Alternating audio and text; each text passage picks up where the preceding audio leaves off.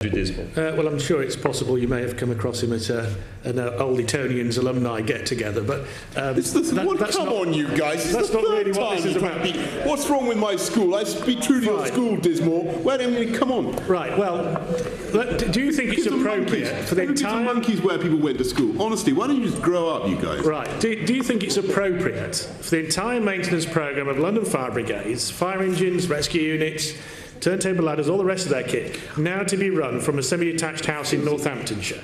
I'm sorry, I forgot I didn't hear your question, so I was so indignant about your... What were you saying?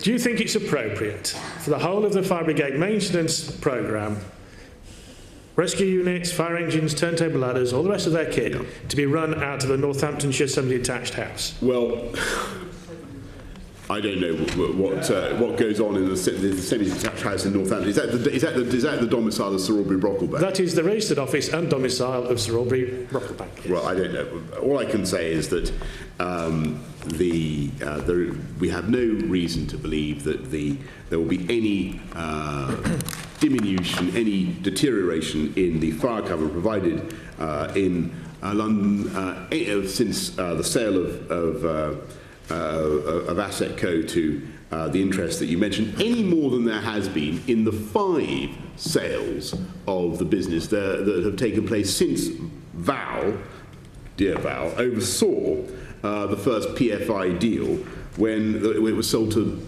British Gas stroke the Lattice Group. It was then flogged on to the Asset Investment Group, then to Asset Co, and now to Sir Aubrey. It makes no difference to fire cover in London. That's what I'm concerned to protect and to improve. Well, the problem's not with the contract itself when it was originally let. The problem has been the lack of enforcement of the contract under the previous chair of LFIPA, who was somewhat seduced by Asset Co's hospitality, I think. But it's the case, isn't it, that this newly registered private company, of which Sir Aubrey is the sole director, bought the lot, stock and barrel of the contract for £2. He has no obvious financial backers. His company's filed no previous accounts. There's no accountability to the stock exchange because it's a private company. His only experience of vehicles apparently is racing his Citroën 2CV car racing team. And his only track record is of dissolving and liquidating companies. I think that Londoners might consider your previous answer to be somewhat complacent. And isn't it time that you and LFIPA's chair met Sir Aubrey to find out what he's really up to?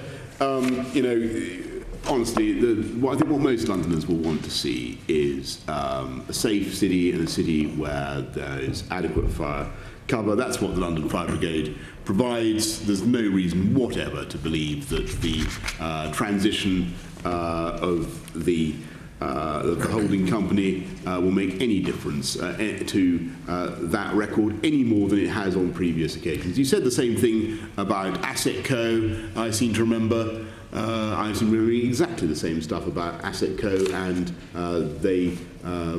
during that period, deaths from fire in London continued to come down, and we continued to operate a very good fire service. That's what we want. The problem with Asset Co is it's run on a monthly basis only by the amount that comes out of the fire authority's monthly subventions to it. It's got £50 million worth of debts. There's no clear programme for ahead, and in particular, there is no clear indication of how the replacement of the fire brigade fleet is going to be financed.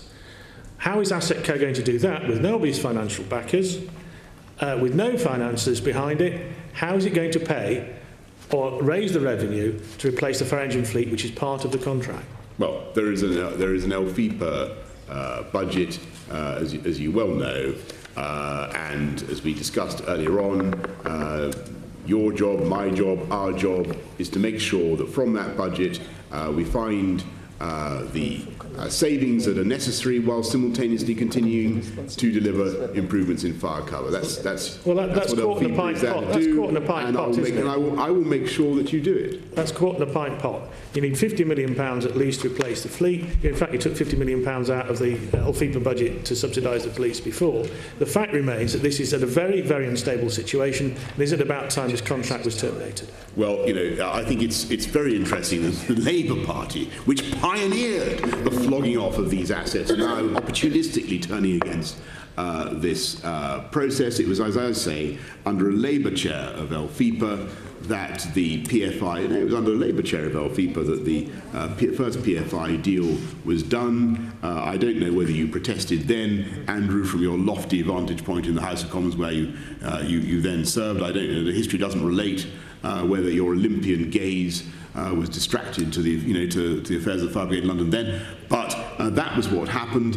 Several sales have subsequently taken place, and in all those transactions throughout that period, there's been no reduction in fire cover, quite the reverse. London now has 331 fires per 100,000 people, compared to the rest of England, which has 422 fires per 100,000 people, and the rate of deaths from fire in the city has been coming down, and is a great, great credit to all the hard-working men and women of the London Fire Brigade.